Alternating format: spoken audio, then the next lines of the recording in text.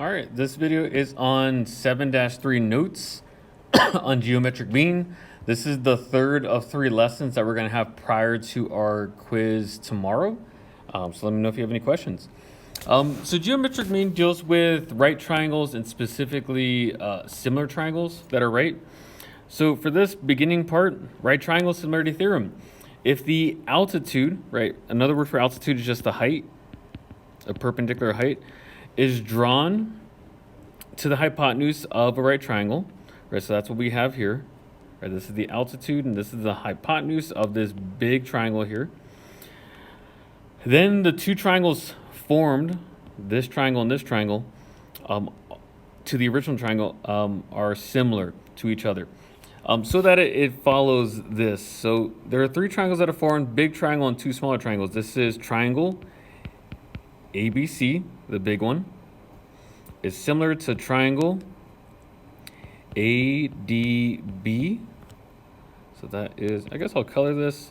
Maybe we'll put this right here, ADB. I'll put this in red. That's the big one. And that is similar to triangle BDC. I'll put this in pink. Whoops. Yeah, I'll put this in purple. So we have like a small triangle, a medium triangle, and then the big triangle. So all these triangles are similar. It's just they have corresponding parts that we have to make sure that we're making sense of. So for number 1, it says identify the similar triangles in the diagram, then sketch them to the corresponding sides and angles that have the same orientation. So, right, they all have different orientations. Some are turned kind of upside down, and some are more upright. So with this, we can say that triangle PQR. So that's the big one here, and I'm going to draw it like this, orientate it like this. So we're going to put P as this pointy part, Q as the hypotenuse, or sorry, the right angle, and then R is the other angle. That is similar to triangle QSR, so kind of the medium one. So in this case, so P is at the top, S is right here, and Q is not the right angle in this one. Right, so that is, I guess we should probably color code this one as well.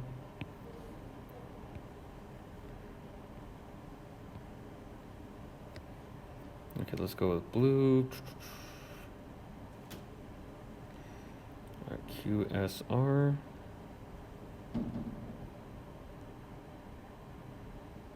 Oh, sorry, P. Did I put QSR? QSR. Oh, whoops. I put the wrong letters. Let's erase this. We're looking at the middle one, QS. Oh, sorry, because I put the smaller one. Let me erase this then. So we're going to deal with this triangle here.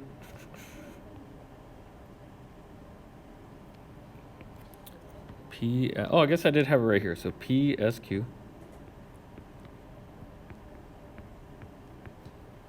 I'll highlight that in blue. Sorry about that. And final one, triangle. This will be Q. Yeah, QSR. So let's draw this here. And this one should be a little bit smaller.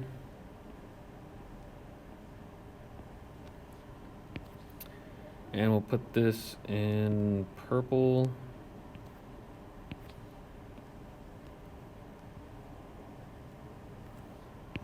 All right, so in this one we would know that S is the right angle, and we would have Q and R. Okay, so we have various corresponding parts here. It is kind of tough because, right, the orientation is switched on these.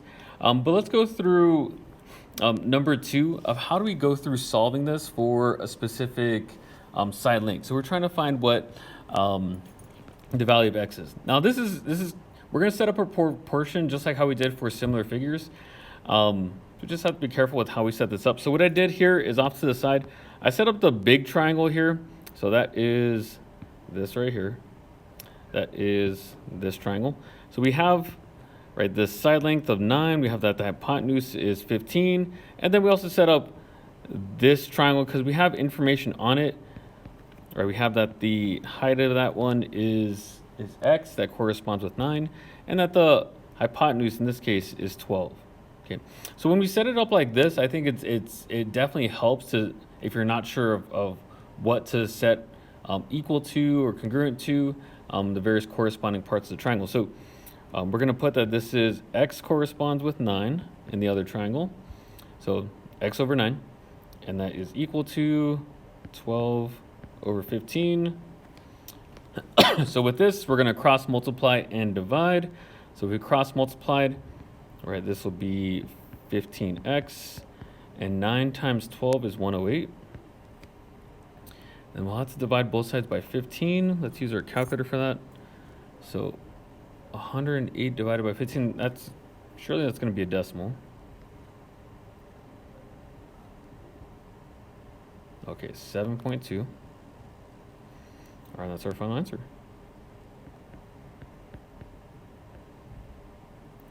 All right, so right over here, this would be 7.2. To have that same ratio, because we know that they're similar, they have the same proportional relationship. All right, now getting to geometric mean. So this is a thing that we need to relate to this.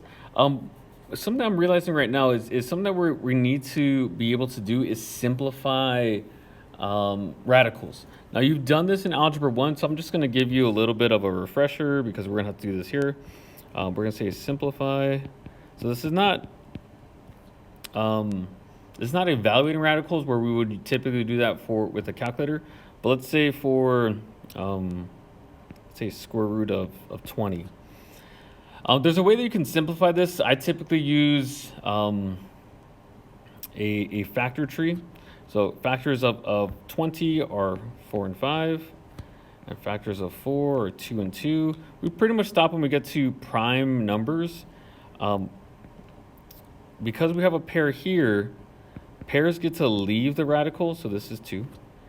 And singleton numbers, those stay inside the radical, so this is 5. So this would be 2 radical 5. Okay, it's been a while since we've done that, but that was something that is kind of a prior understanding that we need for geometric mean. So for geometric mean, it says the geometric mean of two positive numbers, a and b, is the positive number such that if we have a proportional relationship, it looks like this. A over x is equal to x over b. Now this, we don't typically set up ratios, but the thing is when we cross multiply and divide, if you cross multiply here, I'll just use my highlighter. Or if you cross multiply, x times x will be x squared, and a times b is just ab. So this is what we'll typically set up is for this. But you can also take the square root of both sides. If we take the square root of both sides, x squared just becomes x. If we take the square root of ab, it's just square root of ab. And we're going to see that for some of the problems that we have here. So all we're going to do is we're going to find the geometric mean of some of these numbers. This is different than finding the algebraic mean, which is the average. That's where you add up the numbers and divide by 2. Right? Geometric means typically deals with multiplication. Okay, so let's start with, we'll do maybe 2 of these. So x is going to be equal to 6 times 30. Right, 6 times 30 is 180. And it's at this point that you would use prime factors. Now this is going to be a big prime factorization actually. Actually, no, not too bad. I'm going to set this up off to the right. We could do this as, let's do 90 and 2. I'll break this up between 9 and 10. We'll go 3 and 3, 5 and 2. So we're at the end of our prime factorization. So we have some prime pairs. You always want to look at pairs here. So that's a pair, that's a pair, and this is a singleton number. So this, our final answer, right? The pairs of 3 and 2, those go on the outside. So you multiply, always deal with the ideal multiplication. So this will be 3 times 2. And the only number that stays inside is 5. So this is 6 radical 5 is our final answer. So we're just going to keep it like this instead of using a calculator. Let's go to the next one, not number 6, number 7. So we're going to set this up, x equal to, this is 12 times 50. 12 times 50 is 600. Okay, and let's simplify 600. So 600 off to the side. You could put this as 100 times 6, and this could be 10 times 10. And we could actually break down the 10s even further, but the thing is, I already see a pair, so I'm going to circle that. The 6 can be broken up into 2 times 3, but we're going to see how that actually doesn't matter. 10 will go on the outside, and what goes on the inside is the 2 times the 3. So 2 times 3 is 6, which is just that number that's right above it. So this is 2 radical 6. Okay, so this is how we find the geometric mean. We multiply them, we take the square root. Now, we're going to use the geometric mean for a couple problems for the altitude and a couple problems for the leg. So just be careful on whenever we're going through our assignment, which one you're trying to find. So geometric mean, the altitude theorem. The length of the altitude is the geometric mean of the lengths of the two segments, such that we're going to take BD, which is our altitude. I'll highlight that, I'll highlight this. This is going to be equal to AD times DC. I'm just going to highlight these in red. So AD, DC. AD is right here. DC is right here. So the reason it's this is because we're not setting up a proportion, right, a fraction equal to another fraction. We're kind of just jumping ahead to this, which is where we need to multiply and take the square root. So if anything, what I want you to do, find the altitude, square it. And then you're going to set up the two base measurements. You will multiply those together. So it's going to look like this for this problem. The altitude, in this case, I'll highlight that in blue, is x. So this will be x squared. And then we're going to multiply that with the two base. But the thing is, the orientation of the base is a little bit changed. It's going to be 8 times 12. Right, make sure that we're using the partial segment instead of the complete line segment. So this is going to be x squared equal to 96. And if we take the square root of both sides, this will be x equal to the square root of 96. And that would equal, what could we do for that? 16 times 6. We could break up 16 and 4 and 4. Right, that's a pair. This is by itself. You could break up the 6 even further. But this would just be 4 radical 6. So just for this lesson, we are just simplifying by using prime factors. But you can also actually just write it out. So let's go to number 10. Okay, so same idea here. We're going to take our altitude and square it. So this will be 18 squared. And this will be 15 times x. 18 squared is 325. And this is still 15x. We'll divide both sides by 15. So 324 divided by 15. 21.6.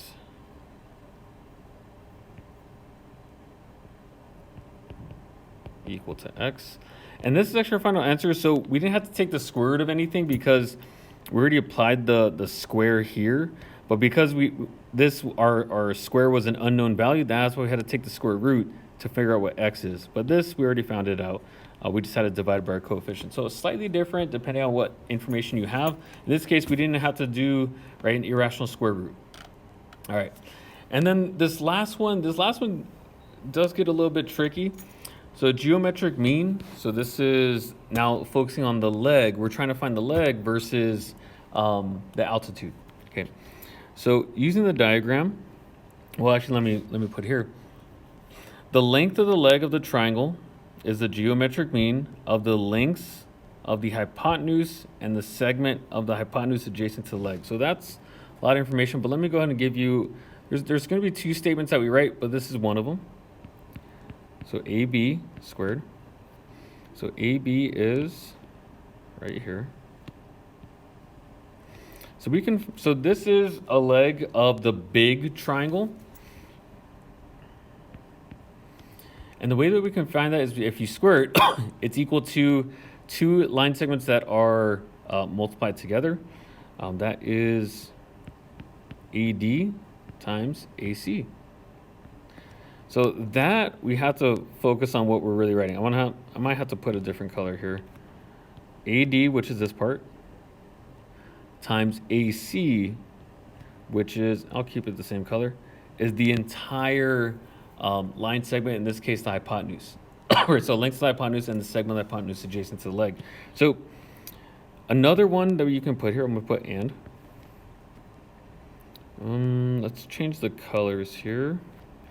We're going to put BC squared. I'll put this in purple right here. This is equal to DC times AC. And we're going to have a lot of stuff going on. I'm going to highlight that in, let's put brown. So DC right here, because this is adjacent to that hypotenuse. And then AC, it's coincidentally also the entire line segment for the hypotenuse of the big triangle. So with this, let's do a couple of problems. Somewhere we're just finding X, somewhere we're finding other things here. Let's go through number 13. Okay, so I want to find a leg here. In this case, we're trying to find what X is. So with this, highlight that in blue. So in order to find this, this will be, right, this segment over the entire segment. All right, so this is going to be, X squared equal to, now this segment has to be, if the entire thing is 12 and this is 7, this has got to be 5. So it's going to be 5 times 12. So that equals 60. And if we take the square root of both sides, right, the square root of 60, we're going to put, let's put 4 and 15. This would be 2 and 2. This would be 5 and 3. There's a pair here and two singleton numbers. So this would be 2 radical 5 times 3. But that would just be 2 radical 15. Now, if you want to know what this is equal to, like what's the rough size of this, you're welcome to just take the square root of this. That would be maybe 7.7, right? So maybe that's about 7.7, but we're just writing this in simplified radical notation. All right, and one more problem. We're trying to find a ton of things here. So we're going to have to use the Pythagorean theorem, I believe. Yeah. So let's begin on number 14. Okay. So for this, we're going to find X, Y, and Z.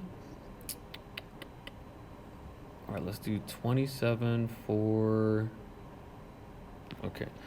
Let's go and set this up here. We're going to set this up trying to find X. So X is this entire thing. Do I have enough information for that? Yeah. So this we're going to set this up using this 24 and this 27. So it looks like this is using the legs. So this is going to be 27 squared is equal to 24 times X. Right, so this is using this right here. So comparing the blue with what's in red, right? The partial line segment and then the completed hypotenuse, or sorry, I should say partial hypotenuse. 27 squared is 729. It's equal to 24x. This is not too bad because all we have to do is divide both sides by 24. I'm just going to give it to you though. It's going to be x equal to 30.4. Okay, let's go and write that in, 30.4 right here. All right, the next part, let's find y. Actually, can we find y? Oh yeah, we can find y. So if we're trying to find y, there's no geometric mean at all because we already have a leg and a hypotenuse. We're just going to set up the Pythagorean theorem. So this will be y squared plus 24 squared equal to 27 squared. Right, 24 squared, oops, is 576. And 27 squared is 729. If you subtract, so both sides, you're going to get 153. And if we take the square root of both sides, we're going to have y equal to, our square root of 144 is 12. This is going to be close to that. It's going to be 12.4. I should say approximately equal to. Ooh, I've been putting approximately equal to. Okay. All right, and the next part, let me erase some of these highlighter things.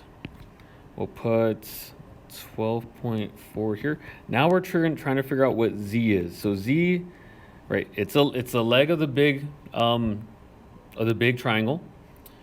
So right, we're going to square that. So it's going to be z squared, and we're going to set this up equal to. Let me put this in red. Right, it's going to be this segment compared to the entire hypotenuse. Right, it's a little bit harder to show unless I draw like all three triangles, but this will be, what would this be? If the entire thing is 30.4 and this part is 24, this would be 6.4. So it's going to be 6.4 times 30.4. Okay, let's do z squared equal to. All right, so multiplying this, we're going to get a number in the hundreds place. So it'll be 194.56. And if we take the square root of both sides, we're supposed to actually, well, it's not that you have to, but we could simplify the radical. But the thing is, to find factors of this would be kind of hard. So we're just going to plug this into our calculator. Oops, not squared. This will be z equal to, or approximately equal to, 13.9. And we'll write that in here. Okay, so I think the the part with this, I know, I'm confident that you all can multiply numbers, square numbers, take the square root of numbers, simplify it. I think the hardest part is just setting up and identifying what equation you're going to create from the given information. Okay, so let's get to our assignment. We're going to do 1 from 1 and 2.